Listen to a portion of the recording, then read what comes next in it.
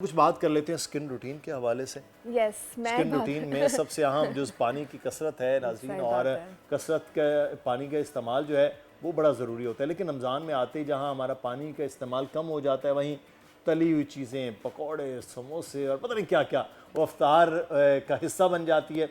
ऐसे में हम किस तरह से अपनी स्किन का ख्याल रख सकते हैं, ये हम बात करेंगे। रूटीन चेंज होती है, नींद कम हो जाती है और बहुत सारी चीज़ें हैं जो आपकी रूटीन में और आपकी आई थिंक स्किन पे फ़र्क पड़ता है। तो हमारे साथ डर्मेटोलॉजिस्ट मौजूद हैं।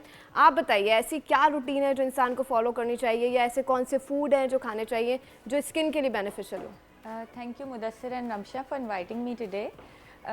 देखिए, रमज़ान जब आता है तो आप की स्किन में बहुत सारी चेंजेस आती हैं। वो इस वजह से क्योंकि स्टार्वेशन आप उस पीरियड पे होते हैं और आपकी स्किन डिहाइड्रेशन के रिस्क पे होती है और डेफिनेटली डिहाइड्रेटेड हो भी जाती है, क्योंकि हम इससे बच नहीं सकते, क्योंकि ज़ाहिर फास्टिंग है तो वो डिहाइड्रेट तो होगी, पर हम उसको बेटर कैसे रख सकते हैं? क्या हम मैक्सिमम एफर्ट्स कर सकते हैं कि जिससे हम ईद पे वो ग्लो अचीव कर सकें जो हम एक्सपेक्ट कर रहे होते हैं? तो इसके लिए ये है कि सबसे पहले तो आपको ये पता होना चाहिए कि आप बॉडी हमारी जो है 60% ऑफ वाटर पे कंपोज्ड होती है, तो इतनी ज़्यादा हाइड्रेशन हमारे लिए ज़रूरी है। तो जब रमज़ान आते हैं तो देखें, सहरी के टाइम हमें सबसे पहले तो ये हाइड्रेशन का बहुत ख्याल रखना है। सहरी में हम अच्छी तरह खुद को हाइड्रेट करें और कैफ़ीन अवॉइड करना है, क्योंकि ये यूरिनेशन बढ़ाता है।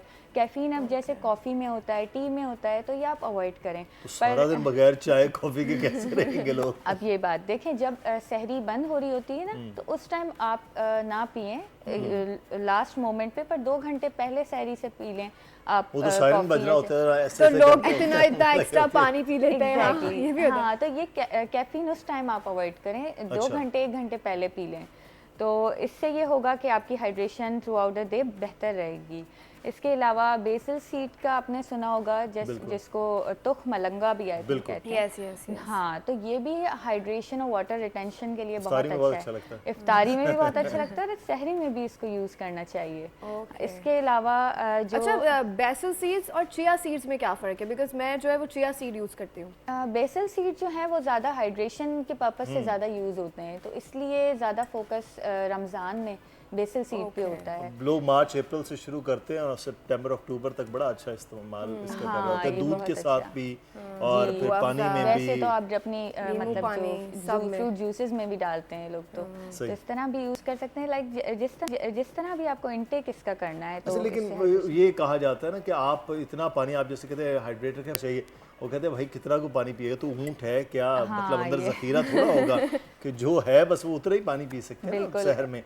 तो कैसे पानी के वो जो हम करते हैं ना कि 12 glass 8 glass 16 glass different bodies के हवाले, तो कैसे पूरा करेंगे सारे दिन? देखिए, इस तरह है कि फीमेल्स को 2 लीटर ऑफ वाटर और मेल्स को 3 लीटर ऑफ वाटर रिक्वायर्ड होता है।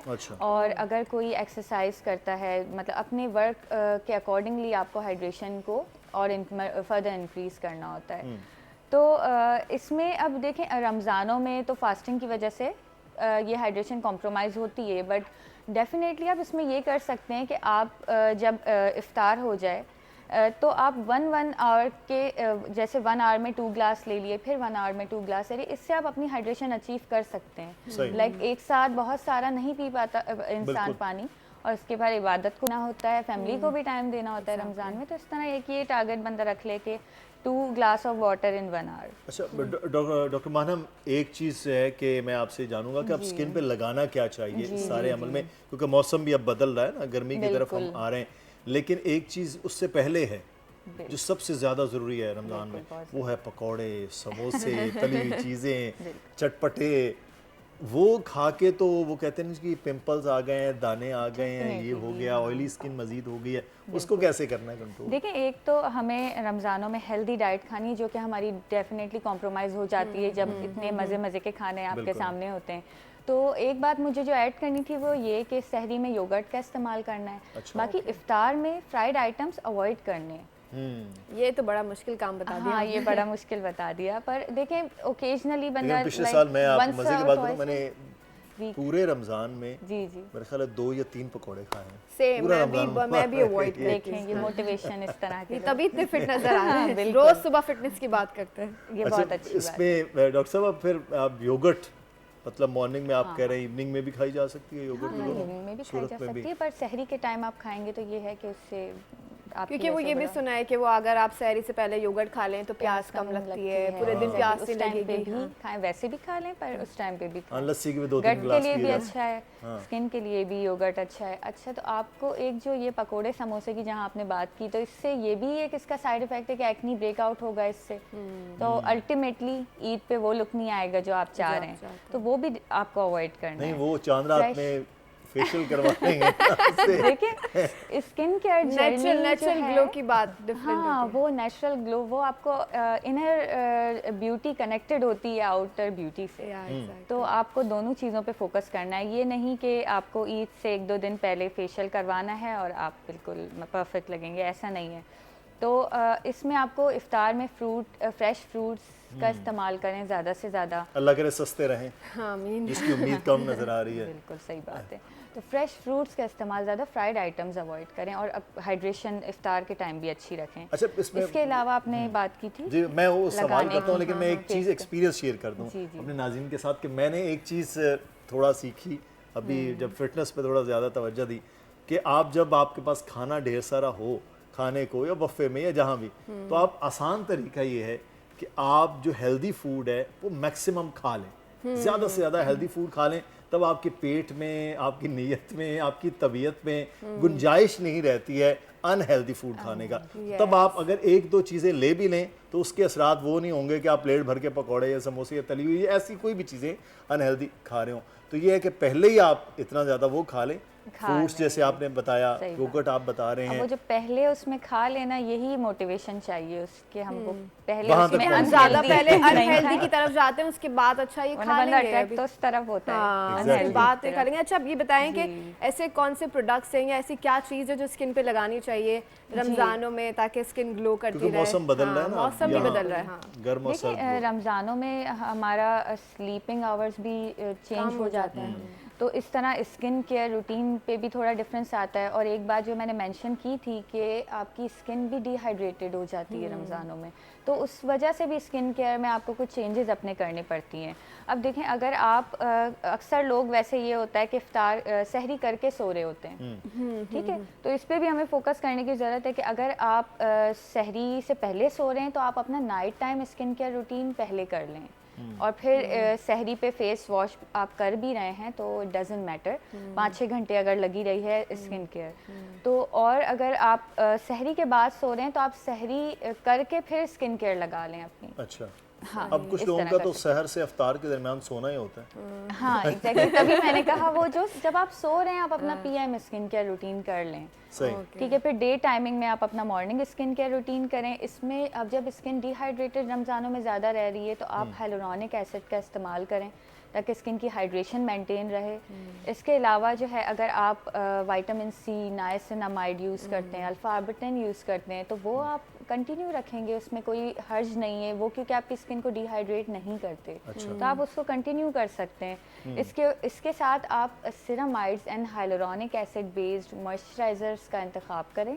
तो ये आपकी स्किन को, जैसे मार्केट में काफ़ी ज़्यादा सीटाफिल, सिरावेस नाम से आ रहे हैं, विजिजेल का भी मॉइस्चराइज़र अच्छा है। तो आप ये मॉर्निंग स्किन केयर रूटीन में आपको बता रही हूँ ये। आप सिरामाइड बेस्ड मॉइस्चराइज़र लगाएं, देन उसके ऊपर 2-3 मिनट बाद सन ब्लॉक लगा लें मॉर्निंग। ये आपका डॉक्टर साहब सन ब्लॉक बताएं कि सन ब्लॉक ऐसा कौन सा बेस्ट है, किस कंपनी का, कि ये लेकिन हम प्रोडक्ट अब बता नहीं सकते ना, हम देखें ना मार्केटिंग हो जाएगी, लेकिन क्या चीज़ उसमें होनी चाहिए, क्या चीज़ होनी चाहिए? हाँ, देखें, सन ब्लॉक जो है फिजिकल सन ब्लॉक्स होते हैं, केमिकल सन ब्लॉक्स भी होते हैं। तो अगर कोई पेशेंट एलर्जिक है केमिकल से तो वो केमिकल सन ब्लॉक नहीं लगा सकता। पर अगर एक नॉर्मल जो नॉन एलर्जिक पेशेंट लोग हैं उनकी बात करें हम, तो वो फिजिकल एंड केमिकल कंबाइन चलें, मिक्स वाला इसमें अब हमारे sunblock। प्रोड्यूसर साहब ने इजाज़त दे दी है। इजाज़त देखिए दे वो दी है, वो कह रहे हैं कि प्रोडक्ट का भी बता सकते हैं। अब ये फिजिकल अच्छा, और केमिकल दोनों अगर जो आप चीज़ बता रहे हैं कि लोगों की स्किन के हिसाब से वो आप बता दीजिए। देखिए अब स्किन टाइप के अकॉर्डिंगली सनब्लॉक होता है, तो इसमें आपको जो है अगर मैं बात करूं जो नॉर्मल टू ड्राई स्किन के लिए फिजियोजेल का AI सनस्क्रीन काफ़ी ज़्यादा अच्छा है। इसके अलावा ला रोश पोसे का टिंटेड सनस्क्रीन है, वो भी काफ़ी अच्छे हैं। अच्छा। बाकी अगर आप बात करें कि जो ये हैं थोड़े एक्सपेंसिव, इसके अलावा अगर आप बात करें कि थोड़े जो अफोर्डेबल रेंज में हो लाइक 1000-1500 का, तो सोलो टैन सन ब्लॉक भी अच्छा है। ये ऑयली ड्राई स्किन के लिए हैं ये, ठीक है। अगर आप ऑयली स्किन की तरफ बात करें तो फिर आपको कॉस्ट्रम का प्रेजिया सनकोट ये 1000 to 1500 में आ जाता है, और ये ऑयली स्किन के लिए बहुत ज़बरदस्त है। अच्छा, ये डॉक्टर साहब आप ऑयली और ड्राई स्किन की डॉक्टर्स बहुत बात करते हैं। एक हमारे जैसी स्किन होती है जो एक वक्त में ड्राई चल रही होती है, थोड़ी देर बाद वो ऑयली हो जाती है। कॉम्बिनेशन है फिर कॉम्बिनेशन ये कॉम्बिनेशन स्किन है, और यही सबसे ज़्यादा प्रॉब्लमेटिक होती है क्योंकि देखिए, हम ज़ाहिर बड़े दोनों तरह से problematic रिएक्ट लोग करती है। अच्छा, आपकी कॉम्बिनेशन स्किन सेम मेरा भी यही है हाँ, कि तो कॉम्बिनेशन स्किन में आप जो है जैसे ला रोश पोसे का टिंटेड सनस्क्रीन मैंने आपको बताया, तो आप वो बिल्कुल यूज़ कर सकते हैं। अब आप बहुत हमें अच्छा- महंगी चीज़ें महंगी बताई जा रही महंगी हैं। चीज़ें हाँ, आप ये प्रेजिया वाला ये भी यूज़ कर सकते सही। हैं।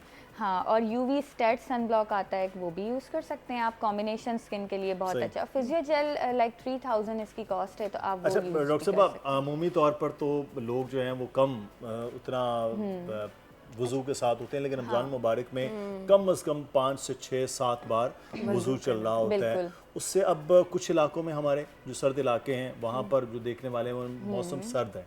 अभी हमारे यहाँ थोड़ी मौसम बहार और बहार से गर्मी की तरफ रमज़ान मुबारक होगा, तो ये बार बार जब ड्राइनेस हो जाती है टांगों पे भी, हाथों पे, पाँव पे भी, तो क्या वहाँ पर क्या इस्तेमाल? देखें, हाथों पैरों पे बेशक ड्राइनेस बार बार हो जाती है इस वजह से, तो इसमें आपको जब आप वज़ू कर रहे हैं तो आप अपने डैम्प हैंड एंड फीट पे उसी time within 2 to 3 minute moisturiser apply कर लें। सही। ठीक है, ज़्यादा ड्राई है तो आप पेट्रोलियम बेस्ड मॉइस्चराइज़र अप्लाई करें, या डायरेक्ट पेट्रोलियम जेली भी अप्लाई कर सकते हैं। तो इस तरह आप हर बार री एप्लीकेशन आप कर लें। आदत बना दे बंदे को, जब अपने हैंड ड्राई फील होते हैं तो वो लगा लेता है मॉइस्चराइज़र, और ये करना चाहिए, इस चीज़ पे ध्यान रखना चाहिए ताकि आपके हाथ और पैर भी उसी तरह कॉम्प्लीमेंट करें। सही। आपके अच्छा, face के लेकिन डॉक्टर साहब साथ। एक और चीज़ जो है रमज़ान मुबारक उसमें साथ साथ चल रही होती है, ख़वातीन घर में हैं, जब वो घर में है तो चूल्हा बहुत ज़्यादा बेचारी इस्तेमाल करती हैं। बिल्कुल। शहर में इफ्तार में लंबा चौड़ा काम हो जाता है ना, आम दिनों से ज़्यादा हो जाता है।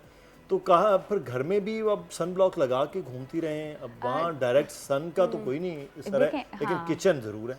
जी, देखिए अभी ये है कि सन एक्सपोजर हमारा घर में भी यूवी रेज से हो रहा होता है। किस तरह? क्योंकि अगर विंडो है घर में तो उससे भी जो रिफ्लेक्ट होके भी लाइट आ रही है वो उतनी ही डैमेजिंग है।